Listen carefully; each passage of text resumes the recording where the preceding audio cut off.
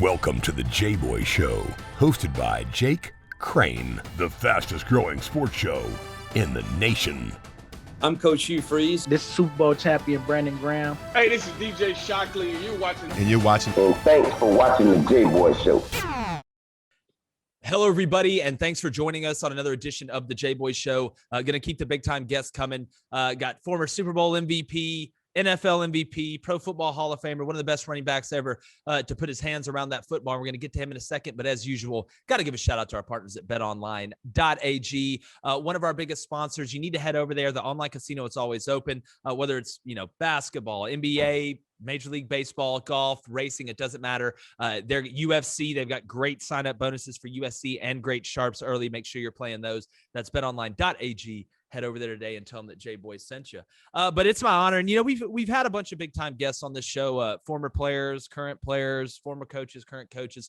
Having Walter Jones, one of the best offensive linemen to ever play, come on the other day. But this guy is on the Mount Rushmore of running backs, accomplished about as much as you can accomplish at the position. Is doing an unbelievable job with this alkaline water product they have called Defy, which is awesome. We're going to get that in the end. But Mr. Terrell Davis, the greatest initials that a running back can have are TD. You were born with it. It almost feels like a myth, a prophecy that came to fruition. Brother, I really appreciate you coming on. Yeah, I couldn't change it. I know people always say that about my initials. Like, man, you got the greatest initials. It's so fitting that you're a running back. I was like, yeah, I never tried to change it, but it is kind of cool to have my initials mean touchdown, obviously. And to have those kind of be synonymous is kind of serendipitous, I guess, right? Yeah, that's a good way so to you put score a touchdown, it's TD, scored a touchdown. So I get confused sometimes because I always see TD on the screen when I'm watching the games or something, and sometimes I think they're talking about me. I'm like, is that me? Hey, well, sometimes I bet they are, man. Especially with what you guys did, in Denver, man. I see you reference all the time when I'm watching some NFL on Sunday and college, and that's where I want to start, TD.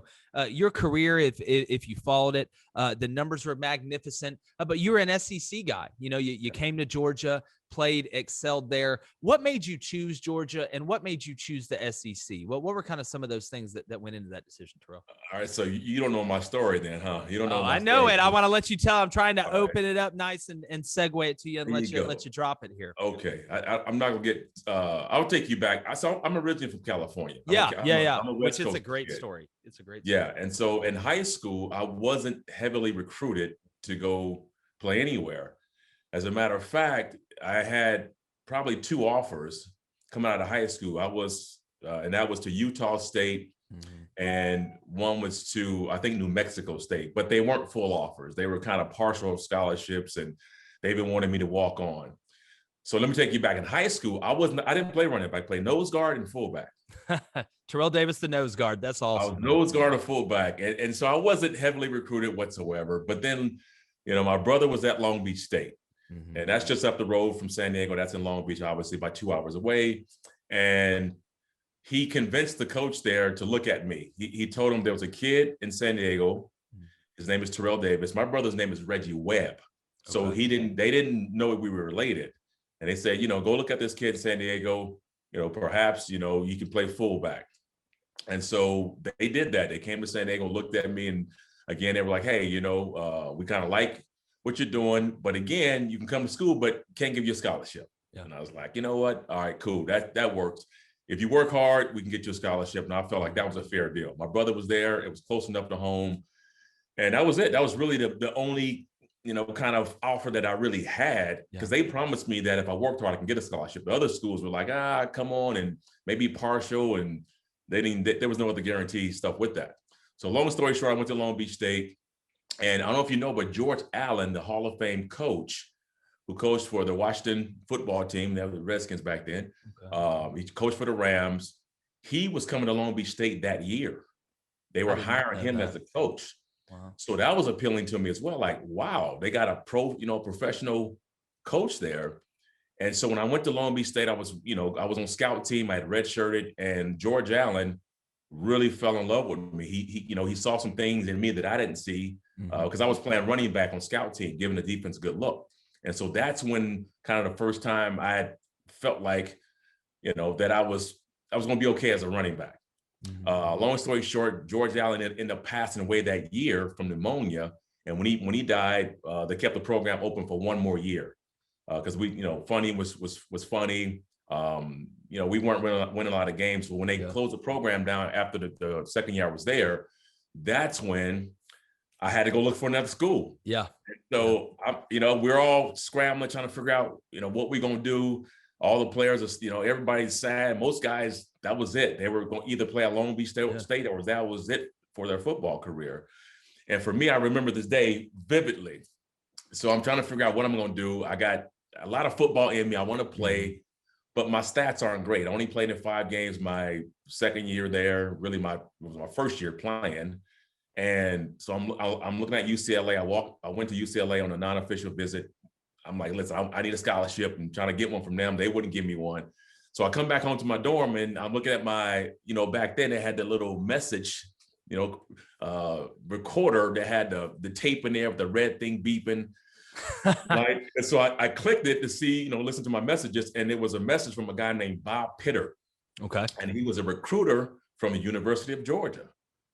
And I was like, wait a minute, man. So I hit it again. I want to make sure I thought I heard what I heard. And he said, hey, this is Bob Pitter. I'm from the University of Georgia. Hey, Tyrell. He didn't call me Tyrell, call me Tyrell. Hey, Tyrell, when you get there, call me back. And maybe for you now. So I was like, wait a minute, Georgia. Yeah. I'm in come on, man. Long Beach State was one of the worst programs in the country, right? Yeah. Then you go between the hedges. Yeah, to have somebody call you from Georgia saying, hey, we're looking at you to bring you into Georgia didn't make sense to me. I wasn't like a 4-star recruit, not big time guy, didn't have an amazing college career up to that point. And then I got that call from Georgia, and that was the day it happened, man. I ended up flying out to Georgia on a visit. And when I got there, it was the most incredible campus I'd ever seen. The facility was beautiful, tons of just history on that campus. And as I was leaving off my 4-day or 3 or 4 day recruiting visit, as I was getting on the bus going back to California, they pulled me off the little bus and said, hey, we want to offer you a scholarship to Georgia. So what was that moment like, Terrell? Well, what was after all the, struggles, man, and trying to find a spot? Not only do you get a scholarship offer, you get it from Georgia, obviously the state school in the state of Georgia, and the region that cares the most about football at the end of the day. That had to be just an unbelievable feeling. It was incredible. I think part of it was validation that I knew I was a good player. I just didn't know if anybody else felt that same way about my career. So when you have Georgia not only seek you out, Georgia, come on, man. Like Georgia didn't leave the Southeast. They didn't go recruiting guys from the West Coast unless you were a 5-star national, recruiter. That they weren't going out in California to get you. So when I got that scholarship, it gave me a little bit of validation. Like, okay, there's something in you. You're a pretty good player. Yeah. But it was scary at the same time because I wasn't from Georgia, and I was leaving California. Everything I've known in California, my friends, family, going out here to Georgia, and not knowing really what to expect. So I kind of took a leap of faith and just went out to Georgia and just. It was obviously the best thing that ever happened to me. It was awesome to go out there because the level of competition was just on another level, and everything that Georgia presented in terms of, not only the competition, but the facility, the friends that I made out there, the experience that I was able to get really prepped me and prepared me for the NFL. Yeah, and I'm wondering, I hope Coach Pitter got a raise, man. That's unbelievable evaluation. You think that he's got a time machine or something to be able to reach in. And to me, Terrell, when you bring it up, it's the craziest part to me is not that that you ended up getting a scholarship somewhere, that Georgia did go that far, especially back then, on a guy, like you said, that had only played in 5 games. Somebody gave them either some great advice or they're able to get their hands on some tape and say, listen, this guy's got a chance. And I wonder, Terrell, but before we kind of get into, the actual running of the ball and some more current event stuff nowadays, did you use that vindication that Georgia gave you because they gave you a chance? I'm sure that probably helped when times were tough, whether it was summer workouts or mat drills or fighting through an injury. Did you feel like, not that you owed something to Georgia, but that Georgia took a chance on me, so I'm about to go do everything that I possibly can and try and push myself further than I can possibly push myself? That's a good question. And for me, it's always been life is always going to have moments of you're gonna get challenged constantly. It is you know how it is, man. It's just you're constantly having these challenges, and a lot of times there's doubt that creeps into your mind. I don't care who you are. We've all experienced that. We go through it and we start to doubt our abilities. And it happened to me at Georgia. It really happened at me at Georgia. And my senior year at Georgia, I had gone through, when I first got to Georgia, let me go back. When I first got to Georgia, I was behind Garrison Hurst. Garrison Hurst was, exactly. So I'm deep on the depth chart. I work my way up. I started to work my way up on the depth chart. I pass everybody else except Garrison. And I'm behind him. I'm his backup for one season. Garrison then goes to the NFL. So now it is TD's, TD's time. Yep. When I tell you that was probably the most difficult time of my life. And the reason, looking back on it, it became that was I shrunk. I mean, I started to look at everything that Georgia was expecting of me. Mm-hmm. This is big time football now. I'm not backing up Garrison Hurst. I'm not going to the game getting 6 plays a game, 8 plays a game. I am the man. You're the guy. I'm the guy. And I'm looking at like the publications. They have those the Avalon or whatever you call those. Yeah, I know what you're talking about. Magazines that come out every year, sporty news stuff. And I'm on the cover and it's like, is he the next one and stuff like that. And I would say the pressure got to me a little bit. I wasn't ready for that. I wasn't ready to be the guy. And so I think I know I did. I didn't step up to the challenge. And so I kind of shrunk in terms of my performance. I started to doubt myself a lot more. And so I went through that phase. And so back to your question about, did I look back on that moment of Georgia? And I did. It was one time where I was hurt my senior season and I only had, I'd missed a few games my senior season. And, if I was able to come back and rehab fast enough, when I came back my senior year, I would have only had about 4 games left.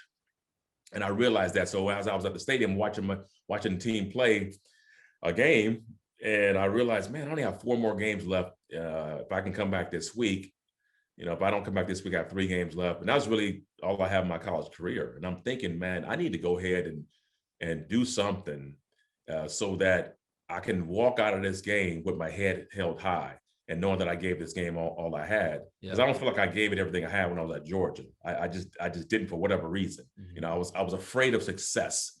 I shrunk when I saw the bright lights. I didn't run toward the lights. I ran away from it.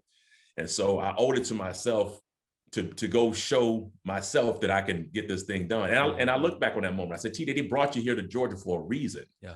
So like, if they believed in you, you have to believe in yourself. Mm-hmm. And after that, when I came back from that moment of watching Georgia play, I remember I had a different attitude. I was like, I'm gonna go back to the kid in San Diego that loved the game of football, give it all I got and see what happens. I don't care. I'm not worried about the NFL. I'm just worried about when this game is over, can I walk off this field for the last time and say, I gave this game everything I had.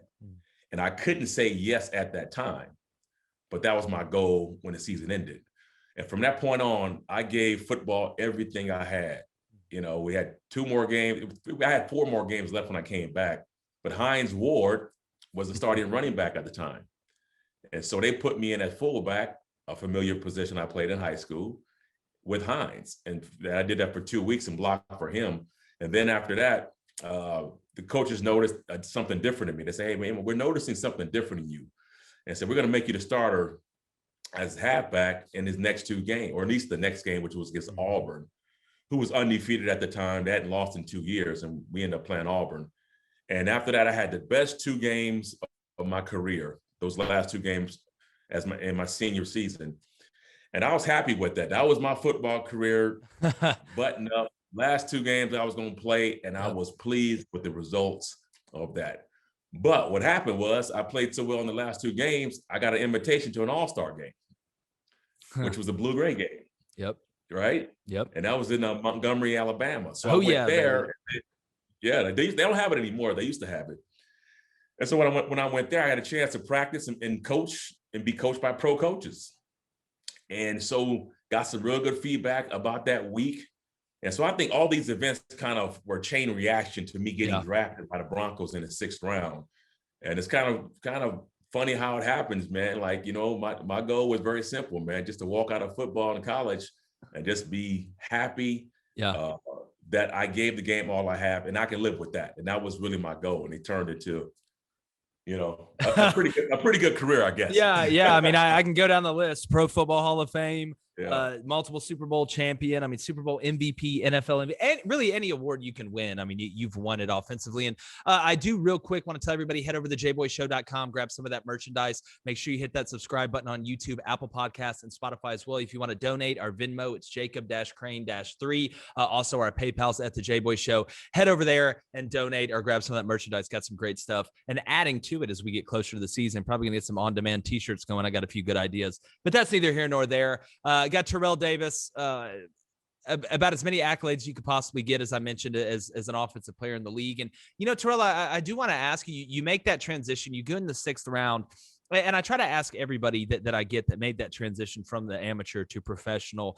We know how big of that jump is. And you get drafted by the Broncos. You go to an organization, obviously stable. What was it like for you when you got there? Was it something, did you have an aha moment early, or was it just that momentum that you kept talking about from the end of the season through the All-Star game to getting drafted? Because again, you did something that's very rare, and you were at a place in your career for a really long time. So just how was that transition for you? And did you know, hey, when I got in there, like, listen, we really got something?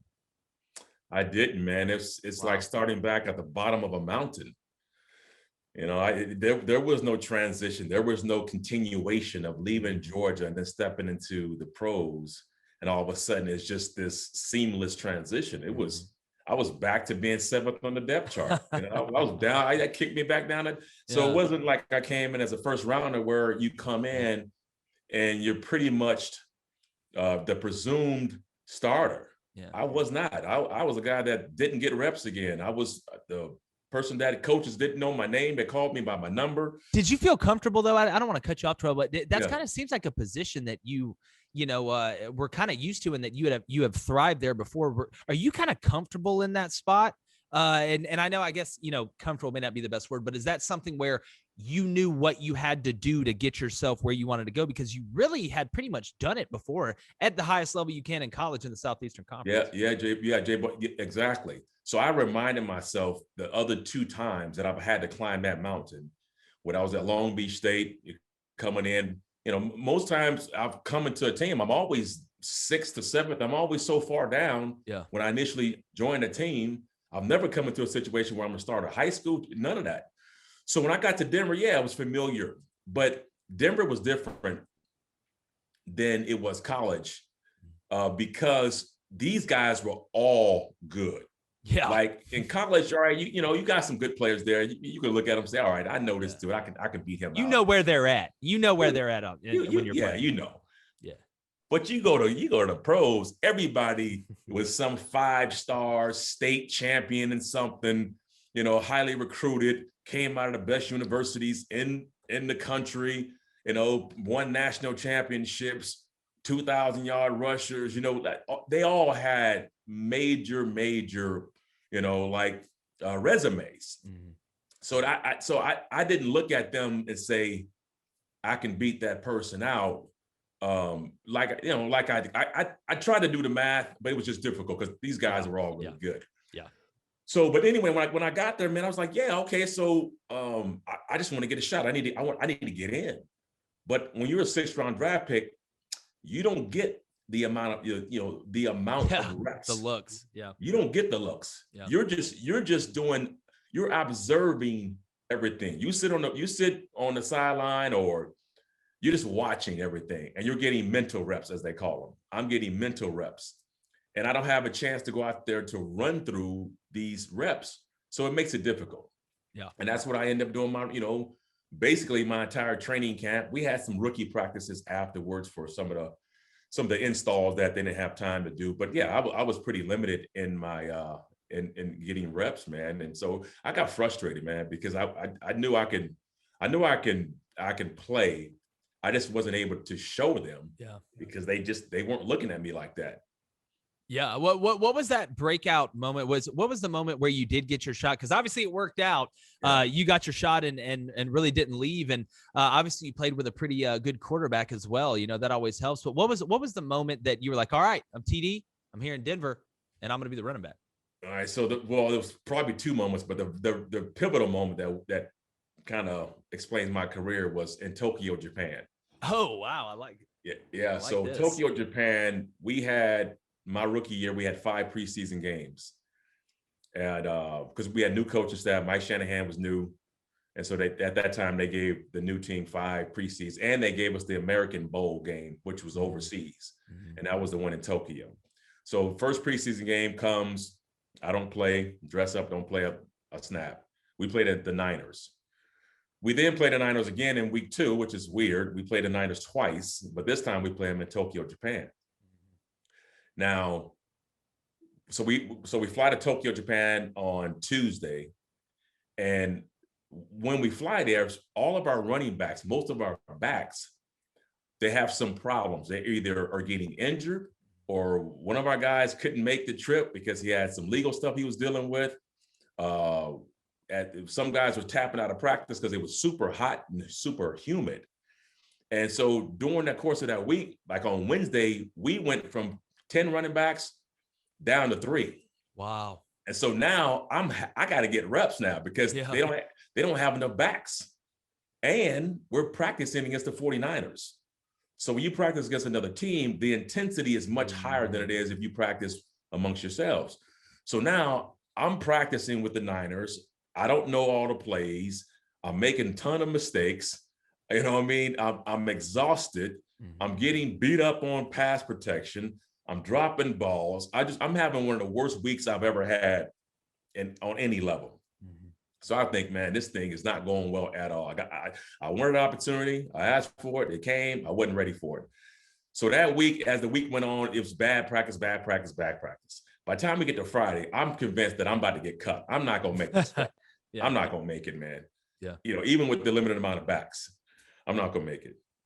So Friday night, I go back to the hotel and I call down to the front desk and I'm like, I'm trying to get a flight out of here. I'm going back to Denver, get my stuff, because they gonna cut me anyway. I know they're gonna release me, so I'm gonna help them do this for them. Yeah, yeah. And so I call downstairs and trying to get a flight out of there. Remember, this is not when you got a phone you can get on Travelocity, Expedia. Yeah, you got to go through the process. Yeah, so it's called down, and we're both having trouble understanding. You know, my Japanese wasn't really good. It's still not that good. So I can't get a flight out. And our communication is just breaking down. So I'm like, you know what, forget it. After we get back home, I'm out of here. So that's on a Friday or Saturday. Then all of a sudden we have our game that comes. I know I'm not playing. So I don't even tape my ankles. I don't even get ready. I don't get game ready. I got my uniform. Yeah. And mentally too, right? Mentally too. Oh, right? Mentally, I'm checked out. This game, I'm chilling. Yeah. Shoot, by the time we get to halftime, you know, the veterans are out of the game. Everybody's on the sideline. Most of the veterans are eating hot dogs and food, and you know they're enjoying it because they only played one series. Yeah, so I'm like, listen, I'm gonna eat too because I'm hungry. I'm starving. I don't eat game days.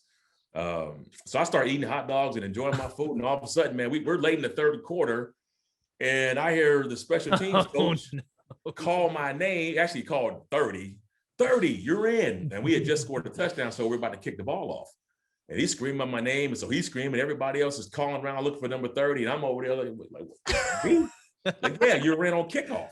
Now, mind you, I have not been on any special teams. I have not practiced special teams. You didn't practice any at all. No. Wow, not even a walkthrough. No. Wow. I'm telling you, I wasn't even on most of the special teams. My name wasn't on the chart, on the depth chart. Wow. So I didn't even go to special teams, meetings. So when they call my name, they tell me it's kickoff. So I don't know what I'm doing. I'm just I'm trying to figure out what I'm supposed to be doing. Line up in between him and him, and you're going to take this happened. Lane. That's you, 100%. They went looking, man. They went looking. That's what happened. They said right here, my boy Rod Smith, he was on special teams. My other buddy Byron Chamberlain, they showed me where to line up and where I need to go. And now, once they did that, I had played special teams or kickoff. I was actually a kicker in high school, and I was a kicker in Pop Warner. And my thing was, I not only would kick the football, but I'd be the first one down the field to make the tackle. That was what me and my brother we'd have a bet who can be the first one down on the tackle. So really, what it did was just I went back to like it was familiar to me. I was like, okay, on kickoff, I understand what's happening. I know what they have to do. They're gonna try to block me. They're gonna try to set up and block me early. So I said, I got to go down there. I got to beat all these people down the field, and I got to make that tackle. This is my chance right now. Yep. And that's what happened. I saw toe hit ball in air, and I ran down that field as fast as I can go. I saw the return dude running to my left, and I said, "Ooh, I got him! I got him!" Oh, I had the heat seeker on him. Oh yeah, came down, boom! I mean, it was a perfect form tackle hit, great collision, picked him up, drove him to the ground, and that was the play that got my career ignited. That is it's such a crazy game, Terrell, how a guy that could be the Super Bowl MVP, NFL MVP, have as much success as you had, really got found on kickoff. That just shows. And to me, that's why I always say, and I could as special teams coordinator for 3 or 4 years at different places. And I always tell guys, man, you know, if you're looking for a scholarship or you're trying to get a way to play, special teams is a way to do that. Even if you're a guy that they just bring out of nowhere. It's so crazy your name wasn't on the chart, and then you get that done and you have all this success. And I do want to ask you, Terrell, you make this move, you start having success, you become the guy. What is one, and I know I'm asking you to go back in the vault here, but you got so many good memories, man. I got to get a few of them out of you before we let you go. But what was the play? Is there one play in the NFL after you already solidified that you look back on? I know there were multiple unbelievable moments, but is there one play outside of that kickoff that you look back on and you're like, man, that was unbelievably special? Yeah. So I said the kickoff was my first kind of moment. Yep. The second moment we were playing the Houston Oilers. Okay. Yeah. I'm taking you back. Yeah. My dad actually played for them for about 2 years. Oh, I think Saban was there too when he was there, as a matter of fact. That's a funny story. I'm not going to get into that though. Yeah, go ahead, TD. Sorry, brother. You have to share that at some point. But yeah, no. So we're playing the Houston Oilers, and so my rookie year, I had a kind of a process. I had to work my way up from special teams and preseason from that game to becoming a starter at the beginning of the season. Like I was the opening day starter for the Broncos, which is kind of unheard of. Yeah. And I had every game during this preseason, I'd gotten better and better and better. So when I became a starter, I guess my goals were, they weren't limited, but they were pretty like, all right, for example, I wanted to make sure that I didn't fumble the football, right? Like I got to hold on to the football. Yep. Rule one. I got to make sure that when I get the ball, that I'm getting positive yards. Right. I didn't have a number in my head, like 100-yard game, nothing like that. Positive yards, don't fumble the football, know my assignment. So I don't want things to disqualify me from being on the field. Yeah. And all those things will get you disqualified. So know your assignment. Don't get number 7 hit on pass pro. I don't care what happens. You got to do what you got to do. 7 can't get hit while I'm in the game. And that was really it. So I go into a game, it was pretty basic on what I wanted to do. And by doing that, I was able to have decent games, right? Games where I had 60 yards, 70 yards, nothing big. But when we played the Oilers, now my runs past that, I didn't have any long runs. That I wasn't known for that. But that game, I had my first long run. And it was a trap run. It was like it came behind the center. Yep. It was from right to left, came out, got the trap, broke through the line of scrimmage, and I was able to outrun some defenders. And when I made that play and scored that long touchdown, that was the play where I said, okay, we got to go from this 3 yard and just get positive yards to, dude, now you are pretty damn good. Like you are a back that can make some big plays. Yeah. And that was a mental shift that I had after that game. I was no longer, a 3-yard guy, 4-yard guy. I take those, but my mindset was totally different. It was like, all right, man, now you can be an impact running back. Yeah. And that's how you need to play.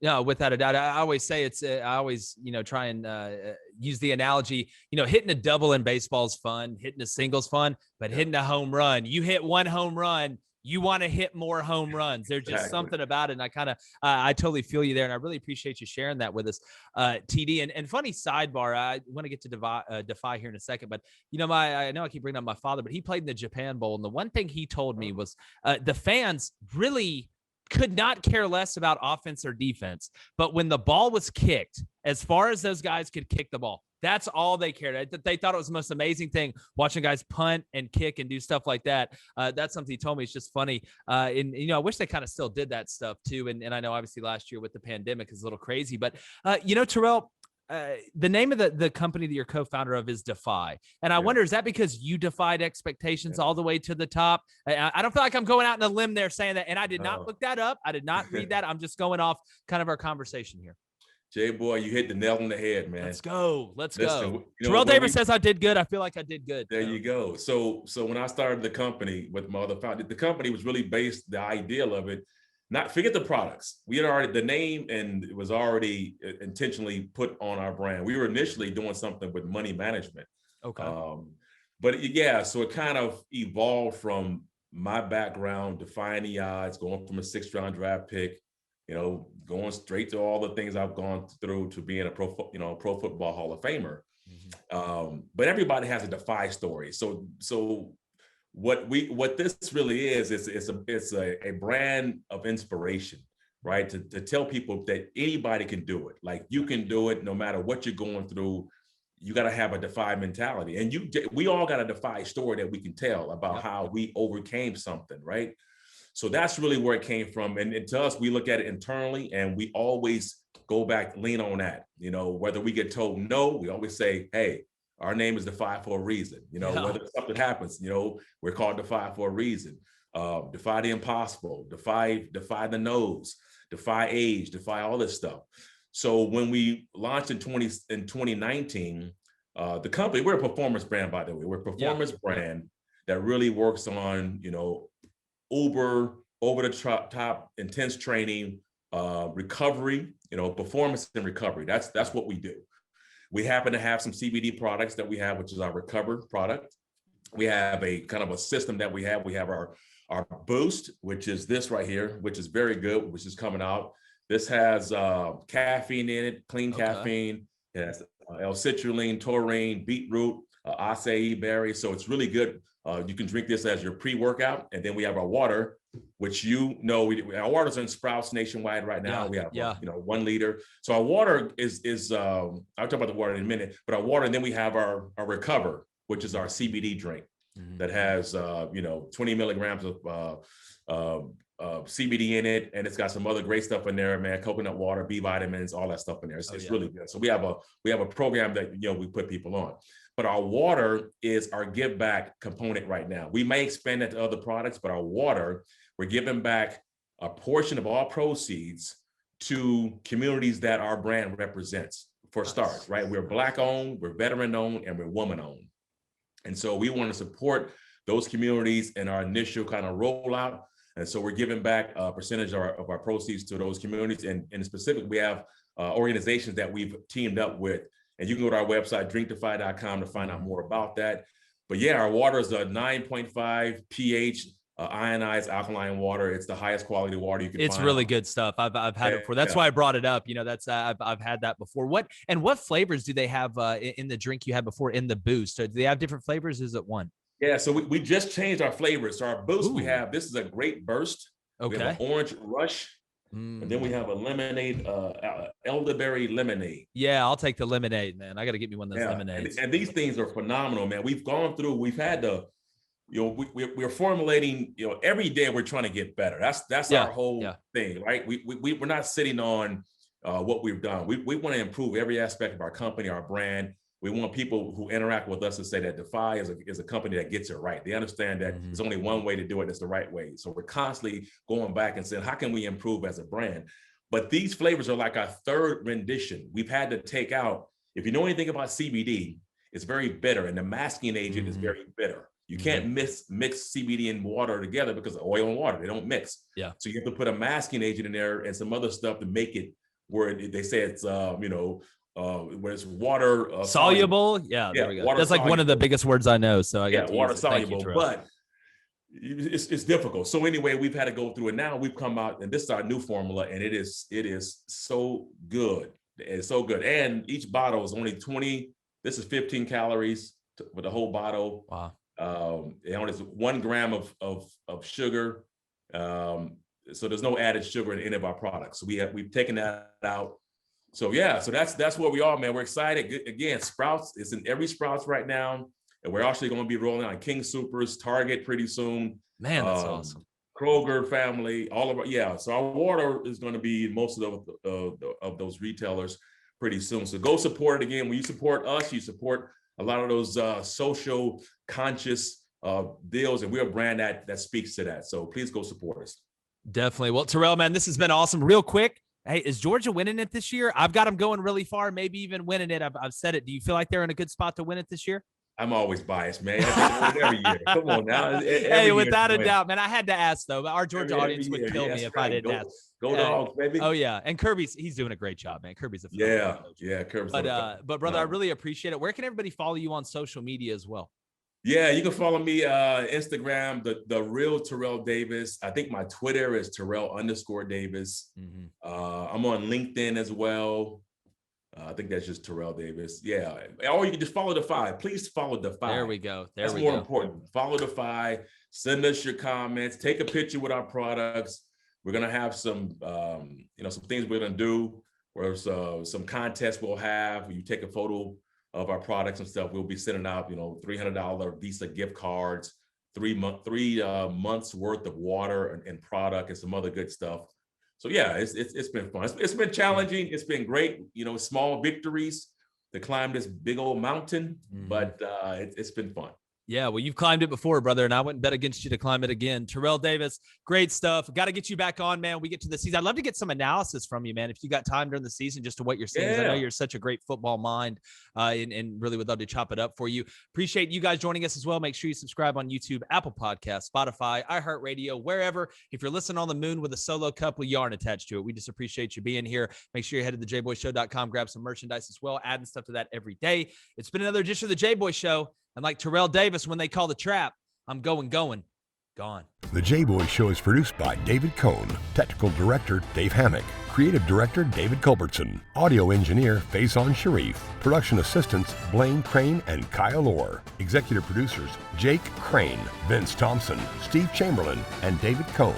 Please subscribe to our YouTube channel and visit our website, thejboyshow.com, for updates regarding our newest apparel and merch designs. Win the water cooler with the Jboy Show.